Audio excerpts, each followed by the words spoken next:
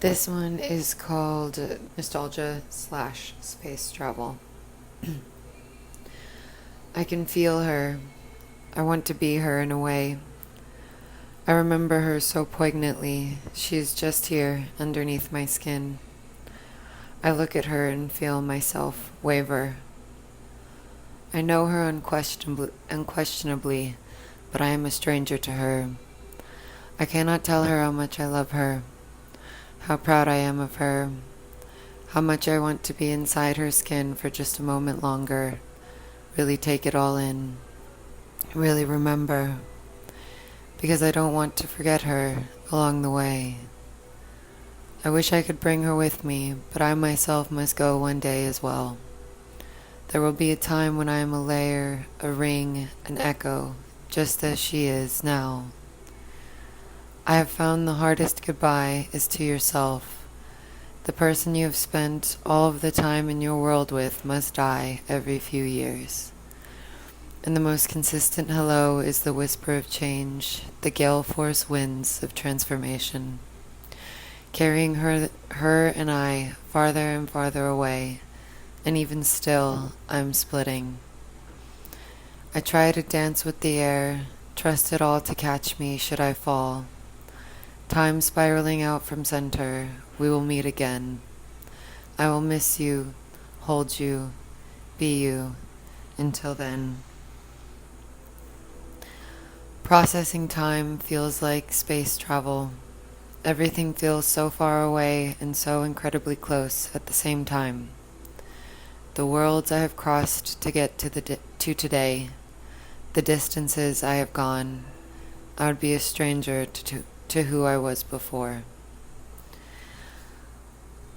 I wrote this one in September of 2023, and I thought it would be good and appropriate because it feels like the other side of where, or another perspective of what I had been feeling in this when I was recording all of this audio. I am feeling very bad, to put it simply. To add some detail, and why would we be here if not to do that? I've been feeling like I want to die lately.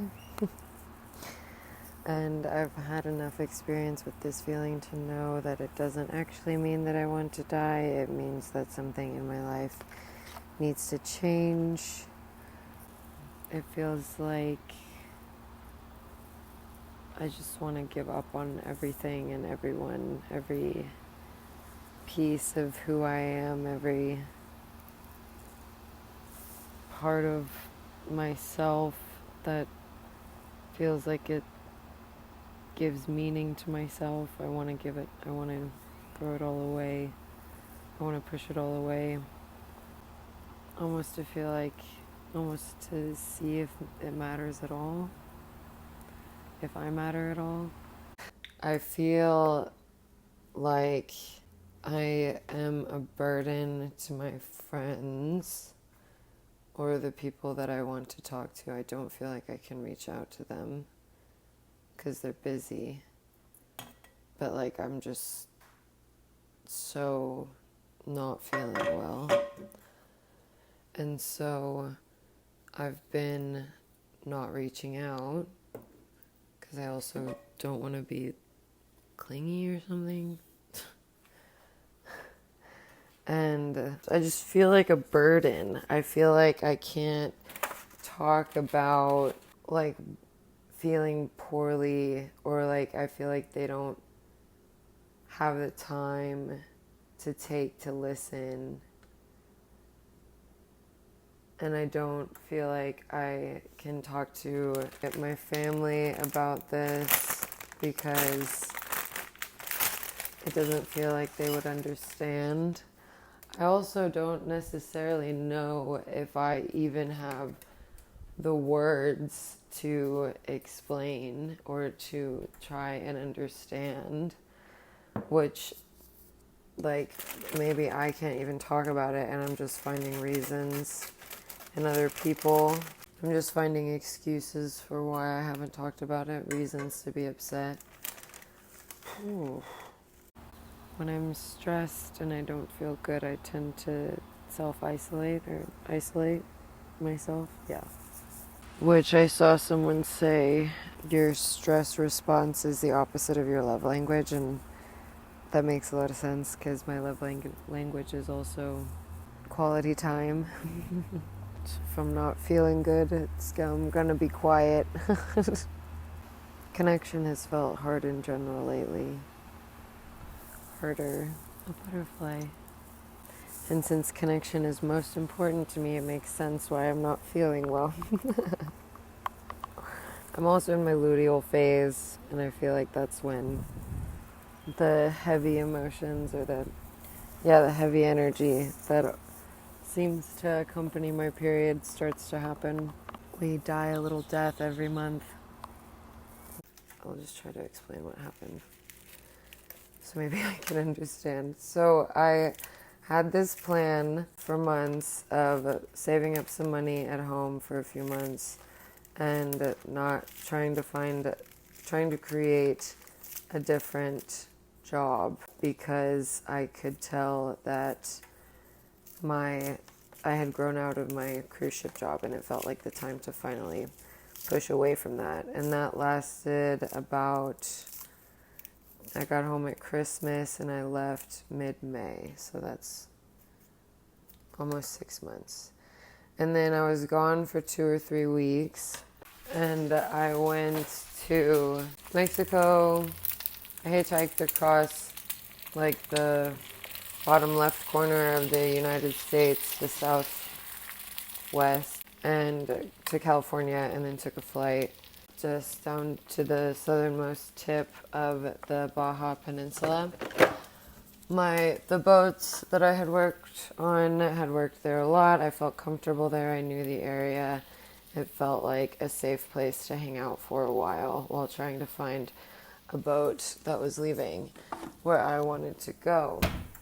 And so it felt like the option that made the most sense. But then by the time I get there, and there'd been, like, originally I was wanting to leave the first week of May, but then, like, the jobs that I had, or my main thing, like, was the flea market, and I kept wanting to do tarot card readings at the flea market as well, but no one was ever able to sit with me for the few hours, and like, I didn't get to make the signs because it was already such a big thing to set up the flea market. Like, I was just overwhelmed.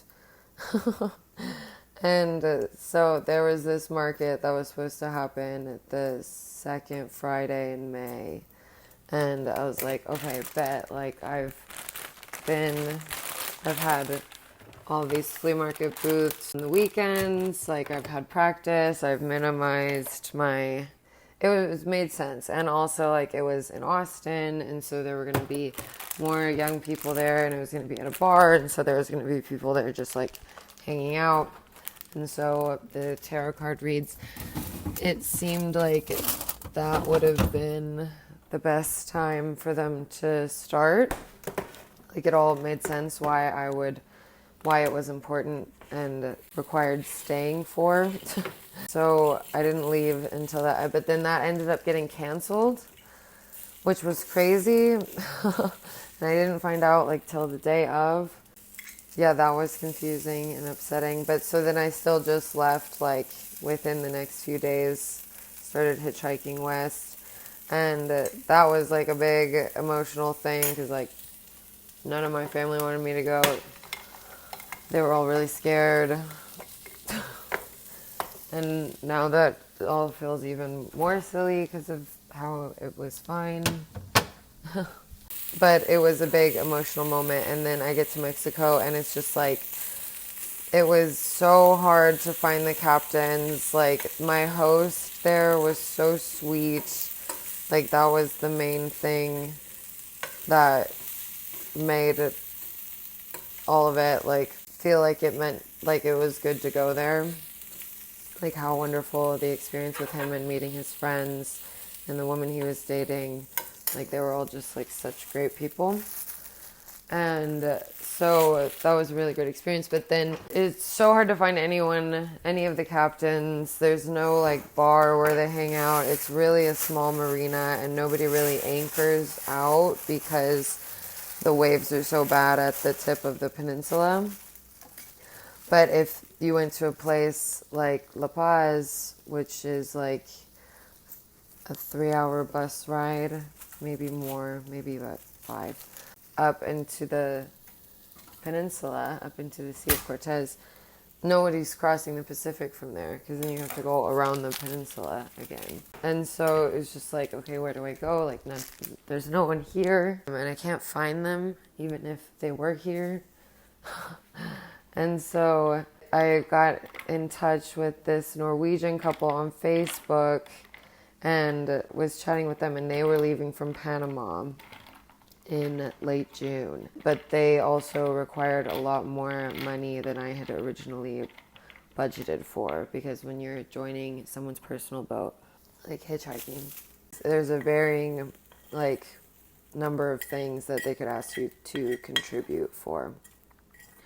And most often is food, because most sailors can also operate their vessel without an extra hand, especially if they own it.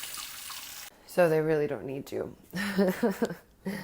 And so you're also going to contribute cost of things.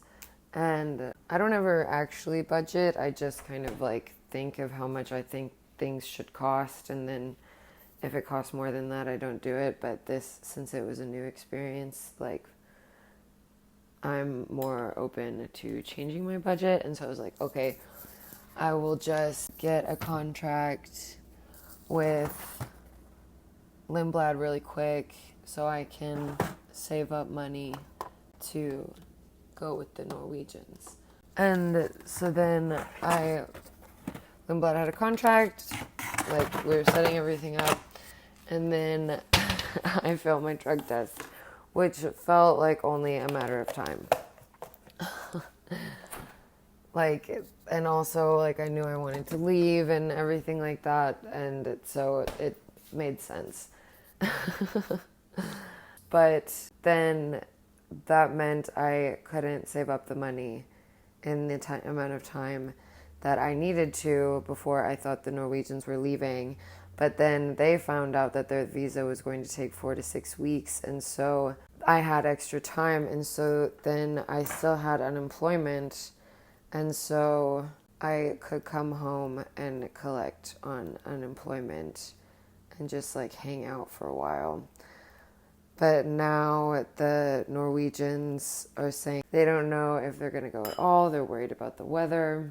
They just are talking to more experienced sailors, and they said they felt like we were a match, like we got along and would get along well on the trip, which I agree. I do think we would have fun, but now I'm just getting worried because I want to be in Japan by the end of August, and so try to get as far as I can across the Pacific before then. And the crossing, at least to get to the Marquesas, is at least a month, around a month, 24 days, 24 to 26 days. And so, yeah, the window's starting to close. And so I'm starting to get anxious. But at the worst comes down to it, I guess I can just take a flight at the end of August. But God, I cannot imagine being at my mother's house until then. And, like, part of me feels like a failure for failing my drug test and also having to change my plans. Like, that the idea that I had originally thought of wasn't successful, I feel ashamed of. And, like, I just did something wrong. But I was the only one, literally, I basically probably was the only one that had, like, kept track of my plan. That like knew what I was trying to do. And maybe that was the thing, like I was just too open-ended, or I don't know, like I'm like trying to think of how I could have done it better or how it could have worked out differently. I think if I had left earlier in the seasons, and also this is like earlier in May, if I'd gotten there at the beginning of May, but I had the market that I wanted to do, but that thing got canceled, like what does it mean? It doesn't have to mean anything. And now it's like I feel like I feel all those things I just described. Like I feel stuck, like I'm just waiting. I feel like I fucked up, like I did something wrong. I feel stupid. And I didn't even make a mistake because there was no right way to do this. Like, I mean, I could have known about the seasons. I didn't know that. I think I did Google that and it said May, but I was there at the end of May. Yeah. Oh yeah, actually. Like the last week of May. But I didn't know that. And I just feel like I can't talk to anybody about it because it feels like, yeah, same fucking thing. Feels like, obviously, it feels like, why are you wasting your breath on this? And I'm probably thinking that they think that because it's what I think. If you ever think people are judging you or you're assuming the way someone thinks about you, it's probably what you're thinking about yourself. It's what you're worried about yourself. When it's like no substantial evidence for why you're thinking this way, besides filling in blank space. And you're like hyper fixating on it. You're like worried that people are thinking this. I've just been doing so much rotting, like numbing, like actively trying to check out. Has anybody else just been feeling awful lately? I've also had my period. So that means like just had my period, just got off my period. And so that means like the past 2 weeks have been a war zone in my brain. This is making me feel a little better now. I feel like the feeling of wanting to die also, I think, seems as though it would be I'm seeing a pattern of it being also accompanied by something in my life already changing, a chapter ending. Grief. Good grief. I had the idea to journal about the feeling of wanting to die and journaling about, since I knew something was ending, what I wanted to call forth, what I wanted to bring into the next.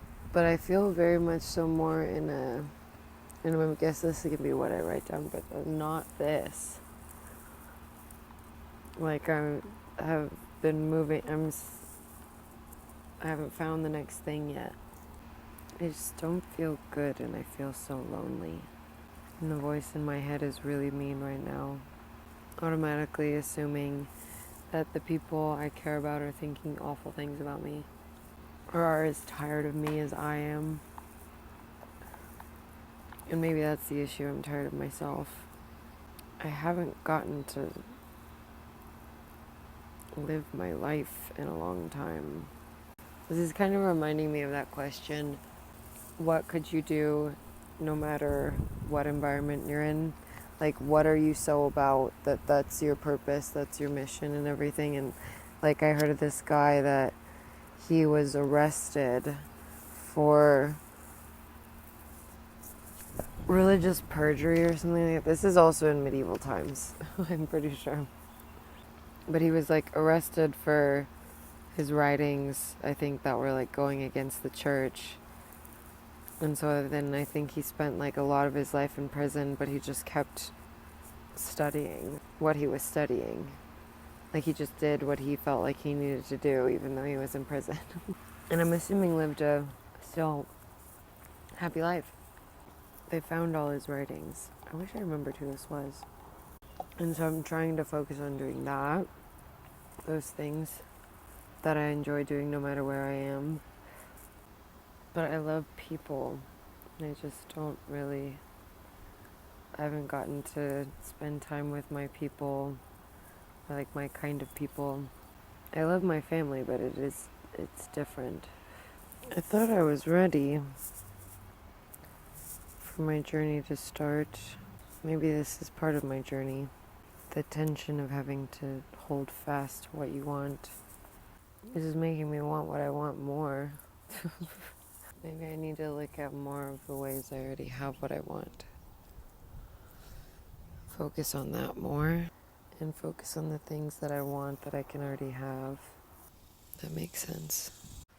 I was out here having a conversation with my mom last night, and she was telling a story, and she was adjusting the way she was sitting. And all of a sudden I was just like, oh, she is just a girl. She is living this life in the same present moment that I am, having the same experience, in a sense, while living in a similar reality. She has a body. It's hard to live in sometimes. She has a life that she's built. She doesn't know what to do sometimes. She's also just figuring it out. And seeing her that way kind of gave me some more grace for myself, because it felt like that was also giving her grace. I've been on Instagram too much lately too. I feel like I've just kind of been rotting, but still also I've been decently able to keep up with my meditating and exercise. Just feels like I'm really, really, really in the middle of it. I feel like the thing's not going to plan, and then the backup plan not going to plan, like, has really induced a shame spiral in me. I've been feeling a lot like, why am I doing this? Why am I saying this? Why do you want to do this? I've been just hyper analyzing myself so much, to the point of like demeaning, or just being mean to myself, I guess, in general. I haven't felt like I could really talk to people about it, because I also don't really know what to say.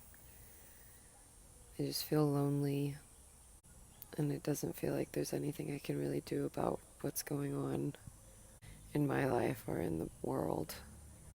And I know also this perspective is only getting in the way of the next chapter coming in.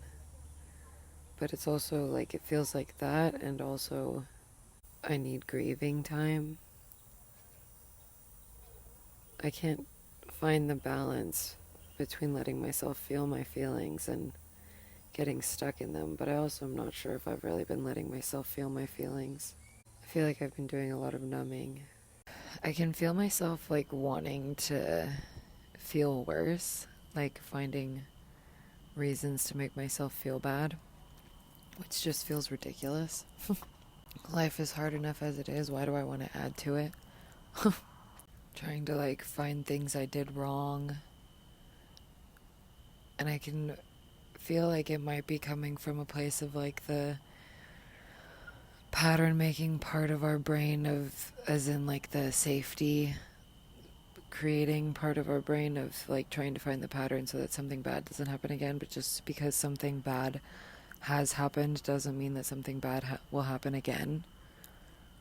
Like you can't like, I had a bad experience with a couch surfing host in Los Angeles, and then went and still stayed with this guy in Mexico for like a week, and he was so kind and so wonderful and not creepy at all.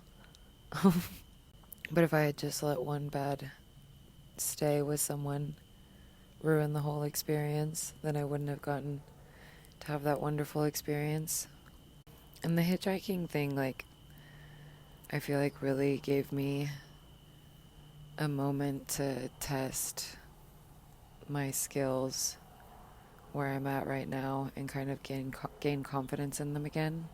Stand on my own 2 feet in a way that I felt like I needed to, and figure things out for myself, and I did. And I still am. And it's working. And it's going to keep working. I love the pattern making part of my brain, but it feels like right now we're needing some distance. Ooh. I feel like maybe I'm trying to find new patterns, or trying to let go of old patterns. Yeah. And so I don't want to keep using that part of my brain as much. Or I'm trying to use that algorithm in a different way. Because I do feel like this year is a very big year of beginnings, or a new chapter is starting. And I feel like last year I was doing a lot of shedding of old ways of thinking and letting go of old ways of seeing myself. And this year kind of feels like the embracing of the new ways, the next chapter, the creating of the next chapter.